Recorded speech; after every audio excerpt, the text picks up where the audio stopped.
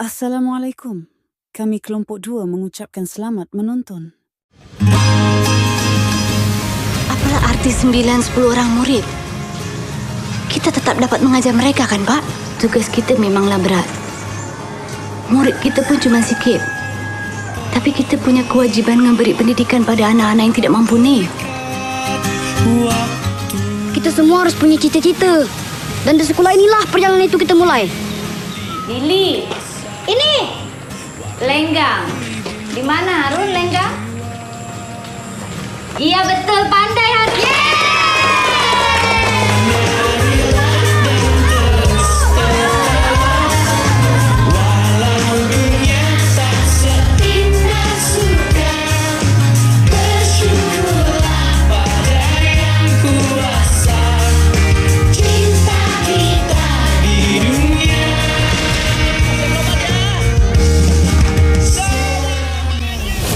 Bismillahirrahmanirrahim. Assalamualaikum warahmatullahi wabarakatuh. Waalaikumsalam warahmatullahi wabarakatuh. Terima kasih kepada teman-teman semua yang sudah hadir untuk presentasi hari ini. Kepada yang terhormat Ibu dosen, Ibu Hajah Ros, kami dari kelompok 2 mempresentasikan makalah yang berjudul Adab dan Akhlak terhadap teman untuk mencegah perilaku bullying.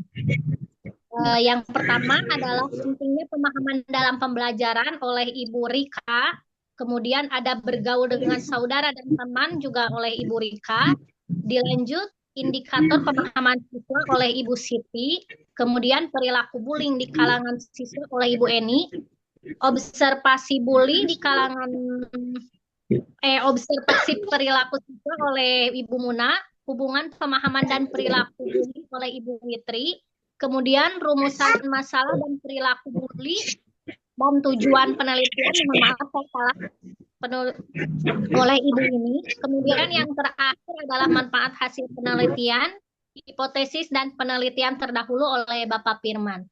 Untuk mengefisiensikan waktu, mari kita langsung mulai saja ya. Kepada Ibu Rika dipersilahkan. Ya, terima kasih Bu Nida atas waktunya. Saya akan membacakan tentang pentingnya pemahaman dalam pembelajaran. Definisi pemahaman. Pemahaman adalah kemampuan untuk mengerti dan memahami suatu konsep setelah diketahui dan diingat. Ini berarti siswa tidak hanya menghafal, tetapi juga dapat menjelaskan dan menguraikan materi dengan kata-kata sendiri. Yang kedua, tingkat berpikir lebih tinggi. Menurut Ana Sudijono, pemahaman merupakan jenjang kemampuan berpikir yang lebih tinggi dari sekedar ingatan atau hafalan. Ini menunjukkan bahwa pemahaman melibatkan proses kognitif yang lebih mendalam. Berikutnya, ada bergaul dengan saudara dan teman. Menurut Masan Aep menyebutkan ada bergaul dengan saudara ada 6, yaitu memberi salam, memenuhi undangan, menasihati, mendoakan saat bersin, menjenguk saat sakit, dan mengiringi jenazah. Selanjutnya, adab kepada teman. Adab kepada teman ada 7, yaitu mengucapkan salam, berlaku jujur, memiliki empati, mengakui kesalahan dan meminta maaf, memaafkan, saling menolong, serta saling menghormati dan menghargai. Sekian dan terima kasih atas waktunya Ibu Nida. Ya, baik. Terima kasih Ibu Rika. Selanjutnya, untuk penyampaian indikator pemahaman siswa oleh Ibu Siti, waktu dipersilahkan. Ya, baik, terima kasih Ibu Moderator. Di sini saya akan memaparkan bagaimana indikator pemahaman siswa kita sebagai tenaga pendidik. Nah, di sini di dalamnya ada apa sih itu pengertian adab dan ada praktik adab serta dampak dari pertemanan itu seperti apa. Nah, pengertian adab di sini adalah siswa memahami akan tentang definisi dari bergaul. Baik itu dengan saudara, baik itu dengan teman, ataupun dengan kerabat, baik itu di sekolah, luar sekolah, ataupun sebentar, ini ada Pak, ya Pak, punten. yang ke film sana. Ulangi deui ayo bocil atau film tadi. Ya, baik. Di sini akan menjelaskan tentang indikator pengajar kita sebagai tenaga pengajar. Nah, ini ada beberapa poin di antaranya pengertian adab, ada praktik adab itu seperti apa, dan dampak pertemanan nanti next dari seperti apa. Jadi ada sebab akibat dan ada efeknya. Nah, apa kan? Nah, di sini dari pengadab di sini siswa memahami akan misi itu seperti apa, baik itu dengan saudara, dengan teman. Nah, di samping di sekolah, adapun di pergaulan lingkungan yang mendukung sehingga terbentuk siswa itu menjadi baik, sedikit lebih baik, begitu. Dan didasarkan kan dengan dalil-dalilnya seperti yang kita ajarkan dalam kita beradab, kita beretika dan berakhlak. Yang kedua ada praktik adab. Seperti praktik adab itu istilahnya siswa mampu menginterpretasikan dan mempraktekkan di apa adab dan mereka dari berbicara, kehidupan sehari-hari begitu. Dan ada dampak keamanan, dampak dari ini adalah siswa eksplorasi kriteria teman yang baik. Jadi si siswa itu bisa melihat, oh seperti ini siswa yang saya akan temui atau akan bergaul atau akan ajak sebagian dalam sekolah.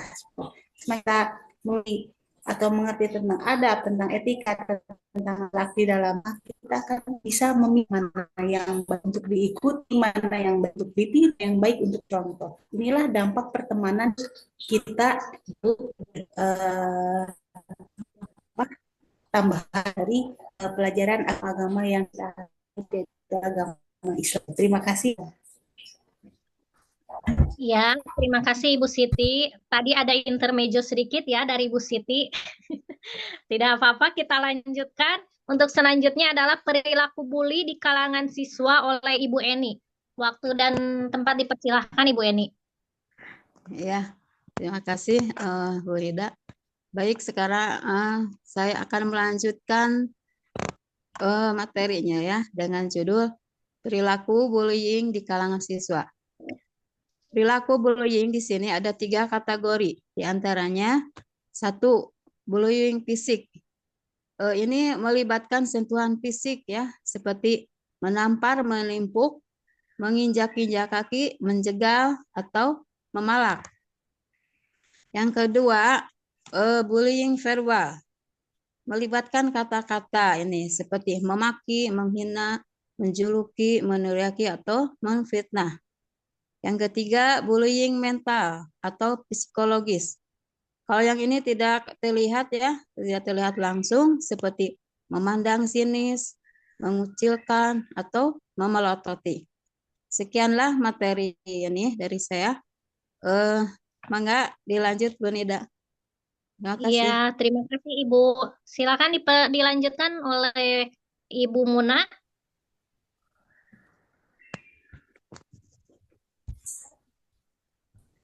Baik, saya akan menjelaskan mengenai observasi perilaku siswa, di mana terbagi dalam halo Bu,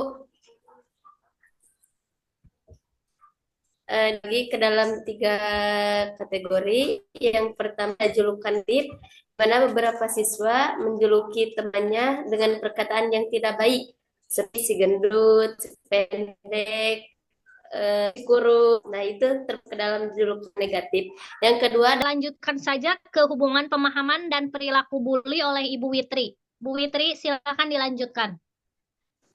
Oke, baik. Terima kasih Bu Nida atas waktunya.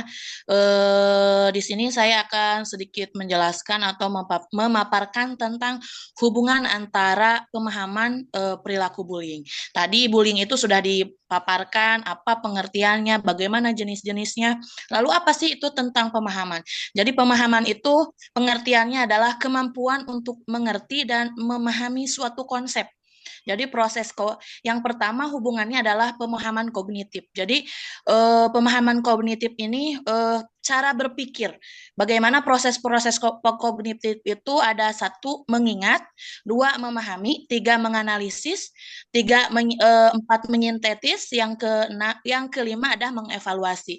Jadi pada intinya pemahaman kognitif ini adalah seseorang atau siswa dapat memahami apa sih itu bullying, ya, bagaimana efek negatifnya, apa tadi kan bullying itu ada verbal, ada ada fisik, terus ada mental.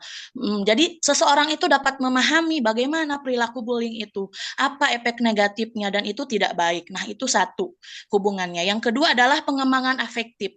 Apa itu pengembangan afektif? Yaitu proses menumbuhkan dan membentuk sikap, nilai, perasaan, emosi, dan minat. Jadi intinya implementasi dari pemahaman kognitif itu, sehingga contohnya kalau misalkan seseorang paham dengan apa itu bullying, maka dia tidak akan melaksanakan kegiatan bullying itu gitu ya, karena dia paham betul gitu. Pada intinya tahu segala macam tentang negatifnya bullying itu seperti apa, sehingga dia tidak akan melakukan bullying. Itu hubungan yang kedua. Dan hubungan yang ketiga adalah kesenjangan perilaku. Apa sih itu kesenjangan perilaku? Yaitu ketidaksesuaian antara perilaku yang diharapkan dengan perilaku nyata. Tadi kan sudah disebutkan bahwa harapannya tentu saja bullying itu tidak dilakukan gitu ya, karena itu banyak sekali efek negatifnya gitu. Bisa merusak mental, bisa merusak fisik ya. Tentu saja itu tidak boleh dilakukan. Maka kesenjangan itu, ketidaksesuaian antara harapan, kan kita semua pasti ya sebagai seorang guru, sebagai seorang pendidik, tentunya sebagai seorang orang tua, tidak berharap perilaku bullying itu terjadi pada anak-anak kita. Nah, maka kenapa sih kesenjangan perilaku itu terjadi? 1, kurangnya pemahaman terhadap aturan dan harapan. Yang kedua, kurangnya motivasi yang rendah. Yang ketiga, yaitu lingkungan yang tidak mendukung. Ya, lingkungan yang tidak mendukung itu mungkin orang tua yang cuek bebek, atau guru-guru yang tidak memberikan pendidikan tentang bullying itu seperti apa. Dan yang keempat itu tidak adanya konsekuensi atau punishment terhadap bullying itu. Contoh di sekolah itu kan jelas-jelas bullying itu tidak boleh, tapi mungkin tidak diterapkan di dalam sekolah atau di dalam keluarga. Punishment atau hukuman kalau kalian melakukan bullying itu seperti apa. Maka mungkin di sini diharapkan untuk kita semua sebagai pendidik dan sebagai orang tua dapat memberikan motivasi, pemahaman terhadap anak-anak kita, apa sih itu tentang bullying dan apa efek negatifnya. Terima kasih. Wassalamualaikum warahmatullahi wabarakatuh. Kembalikan kepada Bu Nida. Ya, terima kasih Bu Witri, sangat jelas sekali ya tentang pemahaman bullying. Kemudian dilanjutkan oleh rumusan masalah dan tujuan penelitian oleh Ibu Winnie. Silakan Bu Winnie. Terima kasih Ibu Nida atas waktunya. Baiklah, di sini saya akan menjelaskan rumusan masalah dan tujuan penelitian.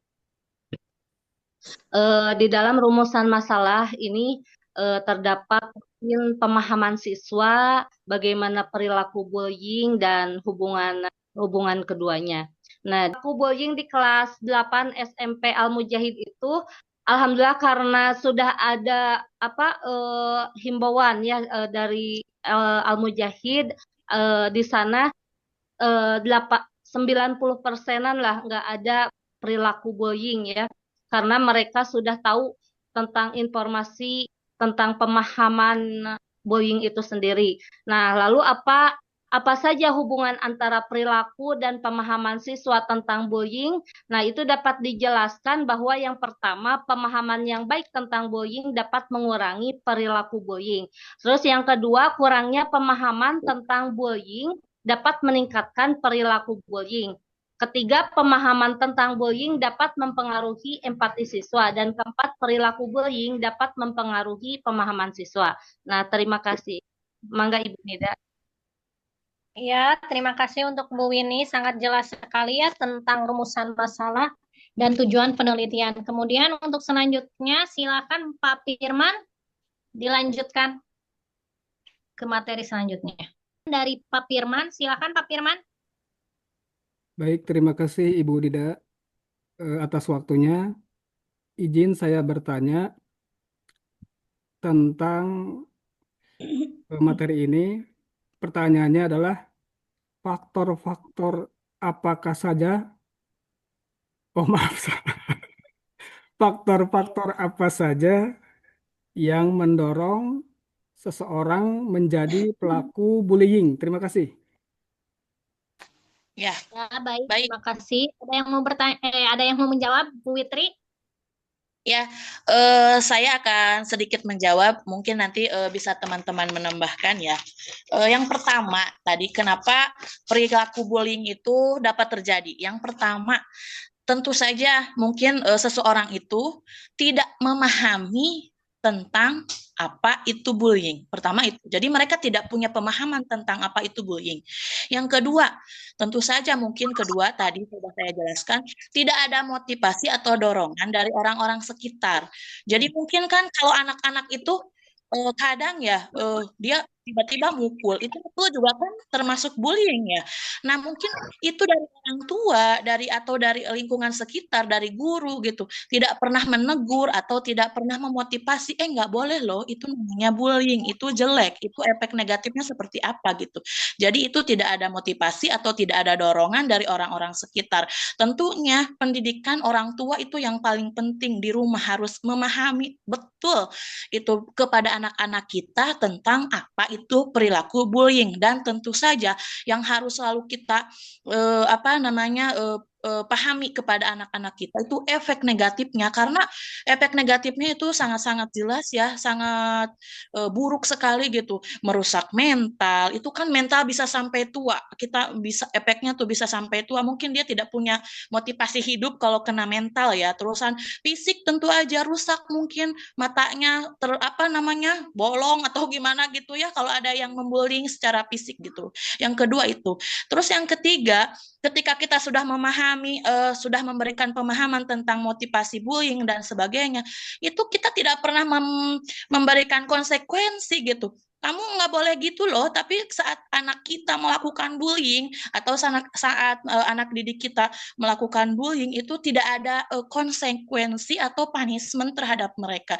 Jadi setidaknya kita bikin aturan di rumah dan di sekolah gitu, sehingga mereka memahami jelas bahwa bullying itu sangat jelek. Contoh dengan kamu kalau melakukan bullying nanti ada hukuman ya, mungkin hukumannya secara ringan gitu, bukan membullying lagi secara fisik, harus menghapal surat-suratan gitu, surat-surat pendek Al-Quran, atau misalkan berdiri di kelas seperti itu ya. Itu mungkin tidak. Jadi yang pertama tadi kurangnya pemahaman terhadap anak-anak atau terhadap seseorang. Yang kedua tidak ada motivasi atau dorongan dari lingkungan sekitar. Yang ketiga itu tidak adanya konsekuensi atau pengaturan terhadap perilaku bullying. Mungkin ada yang menambahkan, silahkan. Atau sudah puas Pak Firman tentang jawabannya? Atau mau ada yang menambahkan? Bagaimana Pak Firman? Sudah puas dengan jawabannya? Alhamdulillah sudah puas. Tapi bolehkah saya izin bertanya satu lagi? Ya, ya Boleh, silakan. Pak. Ya, pertanyaan yang kedua adalah apa perbedaan utama antara bercanda dan bullying? Terima kasih, Bu. Ya, silahkan. Ada yang mau menjawab, teman-teman semuanya? Apa perbedaan bercanda dengan membuli? Mungkin maksudnya ada bercanda, kita maksudnya canda, tapi ternyata itu membuli ya Pak ya? Bisa jadi. Ya, Betul, Bu. silakan ada yang mau menjawab. Sama adalah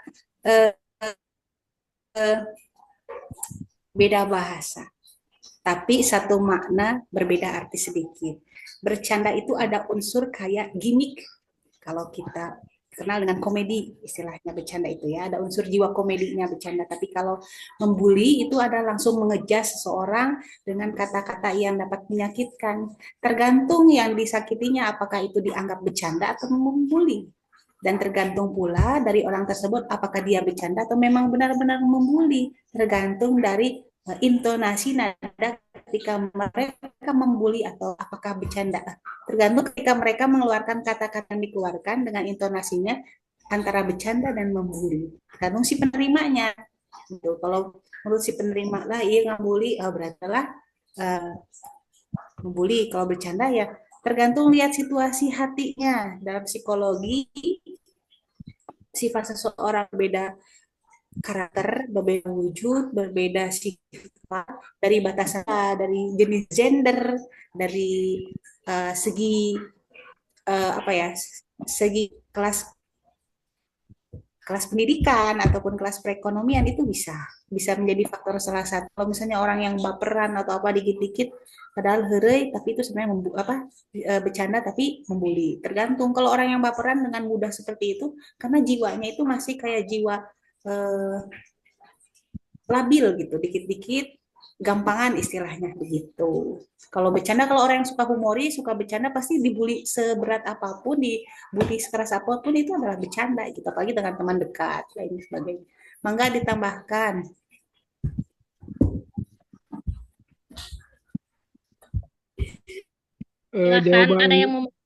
Jawaban Bu mungkin Biba cukup puas, Bu. Jadi memang seperti itu jawabannya. Jadi dari pertanyaan saya dijawab oleh Bu Witri dan Bu Biba, saya jawabannya memang tepatnya seperti itu. Jadi dalam hal ini saya merasa puas. Terima kasih, Bu. Kantun ditutup pengintannya.